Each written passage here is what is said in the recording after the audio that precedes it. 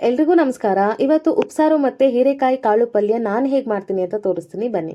ಮೊದಲಿಗೆ ಒಂದು ಪಾತ್ರೆ ತಗೊಂಡು ಅದಕ್ಕೆ ಅರ್ಧದಷ್ಟು ನೀರನ್ನು ಹಾಕೋತಿದ್ದೀನಿ, ಯಾಕಂತಂದರೆ ಬೇಳೆ ಮತ್ತು ಕಾಳುಗಳು ಬೇಯೋದಕ್ಕೋಸ್ಕರ.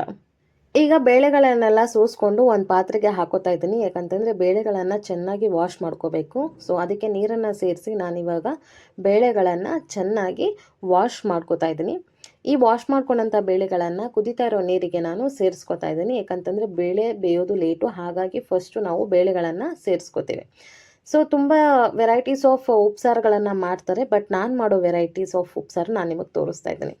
ತಣ್ಣೆ ಕಾಳುಗಳನ್ನು ಕೂಡ ನಾನು ಬಳಸ್ಕೊತಾ ಇದ್ದೀನಿ, ಹಾಗಾಗಿ ಅದಕ್ಕೂ ಕೂಡ ನಾನು ನೀರನ್ನು ಹಾಕಿ ಇವಾಗ ಚೆನ್ನಾಗಿ ವಾಶ್ ಮಾಡ್ಕೋತಾ ಇದ್ದೀನಿ. ಯಾವುದೇ ಕಾಳಾದರೂ ನೀವು ಚೆನ್ನಾಗಿ ವಾಶ್ ಮಾಡ್ಕೋಬೇಕು. ಇದನ್ನು ಇವಾಗ ನಾನು ಕುದೀತಾ ಇರುವಂತಹ ನೀರಿಗೆ ಕೂಡ ಸೇರಿಸ್ಕೊತಾ ಇದ್ದೀನಿ. ಬೇಳೆ ಕೂಡ ಆಲ್ರೆಡಿ ಬೇಯ್ತಾ ಇದೆ, ಸೊ ಅದ್ರ ಜೊತೆಗೆ ಕಾಳುಗಳನ್ನು ಸೇರಿಸ್ಕೊತೀನಿ. ಇದ್ರ ಜೊತೆಗೆ ಟೊಮ್ಯಾಟೊ ಮತ್ತು ಒಂದು ಸ್ವಲ್ಪ ಹಸಿಮೆಣಸಿನಕಾಯಿಗಳನ್ನು ನಾನು ಸೇರಿಸ್ಕೊತಾ ಇದ್ದೀನಿ, ಯಾಕಂತಂದರೆ ಉಪ್ಪೆಸರು ಖಾರ ಅನ್ನೋದು ನಿಮಗೆ ಗೊತ್ತೇ ಇದೆ. ಆ ಖಾರಕ್ಕೋಸ್ಕರ ನಾನು ಇದನ್ನು ಸೇರಿಸ್ಕೊತಾ ಇದ್ದೀನಿ.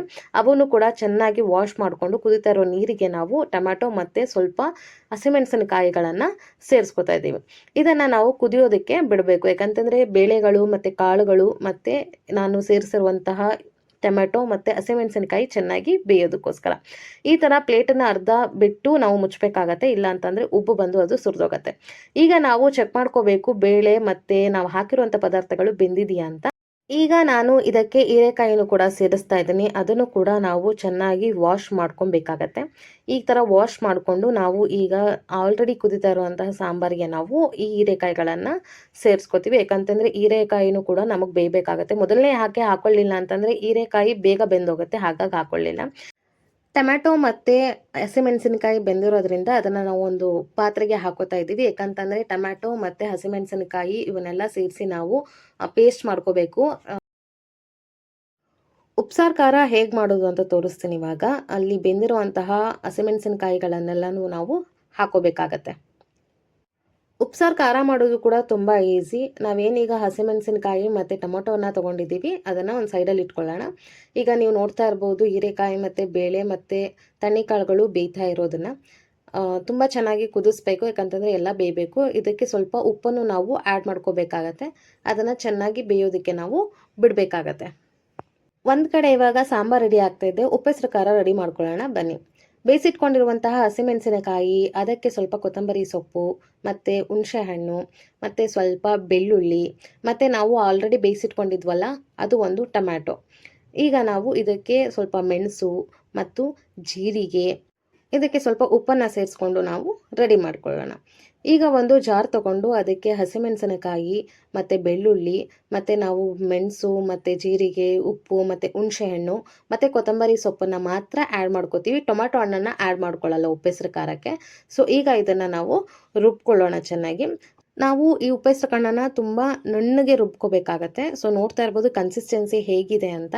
ಈ ಉಪ್ಪೆಸರು ಖಾರನ ಇವಾಗ ಒಂದು ಬಾಕ್ಸಿಗೆ ಅಂದರೆ ಚಿಕ್ಕದೊಂದು ಬಟ್ಲಿಗೆ ನಾವು ಹಾಕ್ಕೊಂಡು ಸೈಡಲ್ಲಿ ಇಟ್ಕೊಳ್ಳೋಣ. ಈಗ ಉಪ್ಪೆಸರು ಖಾರ ರೆಡಿಯಾಗಿದೆ ಆಯಿತಾ. ಈಗ ಸ್ವಲ್ಪ ಮಿಕ್ಸ್ ಇರುವಂಥ ಉಪ್ಪೆಸರು ಖಾರಕ್ಕೆ ಈಗ ನಾವು ಟೊಮ್ಯಾಟೊ ಹಣ್ಣನ್ನು ಆ್ಯಡ್ ಮಾಡ್ತೀವಿ. ಇದನ್ನು ನಾವು ಸಾಂಬಾರಿಗೆ ಯೂಸ್ ಮಾಡಲಿಕ್ಕೆ ಅಂತ ಮಾಡ್ಕೊಳ್ಳುವಂತಹ ಪೇಸ್ಟು. ಇದನ್ನು ಕೂಡ ನಾವು ತುಂಬ ನುಣ್ಣಗೆ ರುಬ್ಕೋಬೇಕಾಗತ್ತೆ. ಈಗ ಬೇಳೆ ಮತ್ತು ಹೀರೆಕಾಯಿ ಎಲ್ಲ ಬೆಂದಿದೆ, ಇದನ್ನು ನಾವು ಒಂದು ಜಾಲರಿ ಪಾತ್ರೆಗೆ ಹಾಕೊಳ್ಳೋಣ. ಏಕೆಂತಂದರೆ ಬರೀ ನಮಗೆ ಸಾಂಬಾರು ಮಾತ್ರ ಬೇಕು, ನಾವು ಹೀರೆಕಾಯಿ ಪಲ್ಯ ಮಾಡೋದಕ್ಕೋಸ್ಕರ ಇದನ್ನು ಸೈಡಲ್ಲಿ ಈ ಥರ ಜಾಲರಿ ಪಾತ್ರೆಗೆ ಹಾಕೊಳ್ಳೋಣ. ಈಗ ಬರೀ ಸಾಂಬಾರನ್ನ ತೊಗೊಂಡಿದ್ದೀವಿ ನಾವು. ಈ ಸಾಂಬಾರಿಗೆ ಆಲ್ರೆಡಿ ಪೇಸ್ಟ್ ಮಾಡಿ ಇಟ್ಕೊಂಡಿರೋದನ್ನು ಈಗ ನಾವು ಸೇರಿಸ್ತೀವಿ, ಯಾಕಂತಂದರೆ ಇದು ಬರೀ ಉಪ್ಸಾರಾಗಿರುತ್ತೆ, ಖಾರ ಅಥವಾ ಉಪ್ಪು ಏನೂ ಇರಲ್ಲ. ಅದು ಖಾರಕ್ಕೋಸ್ಕರ ನಾವು ಈ ಖಾರನ ಸೇರಿಸ್ಕೋತೀವಿ. ಸೊ ಅದಕ್ಕೆ ಈಗ ನಮ್ಗೆ ಎಷ್ಟು ಬೇಕು ಅಷ್ಟು ನೀರನ್ನು ನಾವು ಹೆಚ್ಚಿಸ್ಕೋಬಹುದು. ನಿಮ್ಗೆ ಎಷ್ಟು ಕನ್ಸಿಸ್ಟೆನ್ಸಿ ಬೇಕು ಅಷ್ಟು ಕನ್ಸಿಸ್ಟೆನ್ಸಿ, ನಾವು ಇಷ್ಟು ಕನ್ಸಿಸ್ಟೆನ್ಸಿ ಇಟ್ಕೊಂಡು ಸಾಂಬಾರನ್ನ ಮಾಡ್ತಾಯಿದ್ದೀವಿ. ಆ ಸಾಂಬಾರನ್ನ ನಾವು ಕುದಿಯೋದಕ್ಕೆ ಬಿಡಬೇಕು, ಯಾಕಂತಂದರೆ ಹಾಕಿರೋ ಮಸಾಲೆ ಅದಕ್ಕೆ ಚೆನ್ನಾಗಿ ಹಿಡಿಯೋದಕ್ಕೋಸ್ಕರ. ಹಾಗೆ ಇದಕ್ಕೆ ಸ್ವಲ್ಪ ಉಪ್ಪು ಅಂದರೆ ರುಚಿಗೆ ಎಷ್ಟು ಬೇಕಷ್ಟು ಉಪ್ಪನ್ನು ನಾನು ಸೇರಿಸ್ಕೊತಾ ಇದ್ದೀನಿ. ಸೇರಿಸಿ ಅದನ್ನು ಚೆನ್ನಾಗಿ ಕುದಿಯೋದಕ್ಕೆ ಬಿಡಬೇಕಾಗತ್ತೆ, ಯಾಕಂತಂದರೆ ಎಲ್ಲವನ್ನೂ ಅದು ಹೀರ್ಕೋಬೇಕಾಗತ್ತೆ. ಈಗ ಉಪ್ಸಾರಂತೂ ರೆಡಿ ಆಗಿದೆ. ನೆಕ್ಸ್ಟ್ ಇವಾಗ ನಾವು ಹೀರೆಕಾಯಿ ಪಲ್ಯನ ಮಾಡೋಣ ಬನ್ನಿ. ಹೀರೆಕಾಯಿ ಪಲ್ಯ ಮಾಡೋದಕ್ಕೆ ನಮಗೆ ಈರುಳ್ಳಿ, ಒಣಮೆಣಸಿನಕಾಳು ಮತ್ತು ಕರಿಬೇವು ಸೊಪ್ಪನ್ನು ಯೂಸ್ ಮಾಡ್ತಾ ಇದ್ದೀವಿ.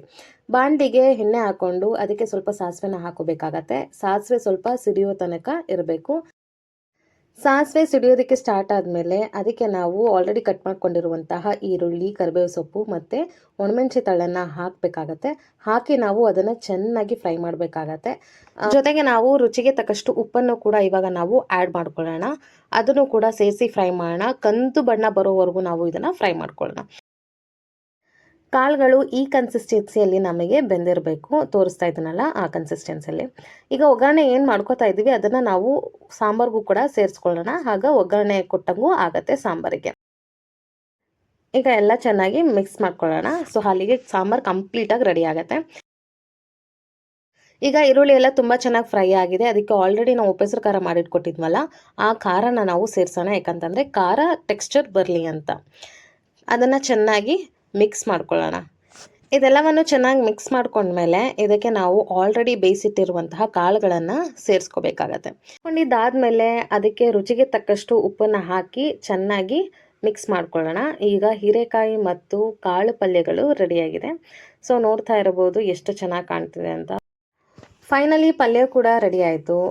ಈ ವೆರೈಟಿ ಆಫ್ ಉಪ್ಸಾರು ಮತ್ತು ಪಲ್ಯ ನಾನು ಮಾಡೋ ಅಂಥದ್ದು. ನೀವು ಯಾವ ಥರ ಮಾಡ್ತೀರಾ ಅಂತ ಹೇಳಿ ಕಮೆಂಟ್ ಸೆಕ್ಷನಲ್ಲಿ ಹಾಕಿ. ಸೊ ಫೈನಲ್ ಆಗಿ ಉಪ್ಸಾರು ಮತ್ತು ಉಪ್ಸಾರು ಖಾರ ಮತ್ತು ಇದಕ್ಕೆ ನಂಚ್ಕೊಳ್ಳೋದಕ್ಕೆ ಅಂತ ಪಲ್ಯ 3 ಕೂಡ ರೆಡಿಯಾಗಿದೆ. ಸೊ ಇಷ್ಟ ಆದಾಗಲಿ ಲೈಕ್ ಮಾಡಿ, ಶೇರ್ ಮಾಡಿ, ಕಮೆಂಟ್ ಮಾಡಿ, ಸಬ್ಸ್ಕ್ರೈಬ್ ಮಾಡಿ. Thank you for watching.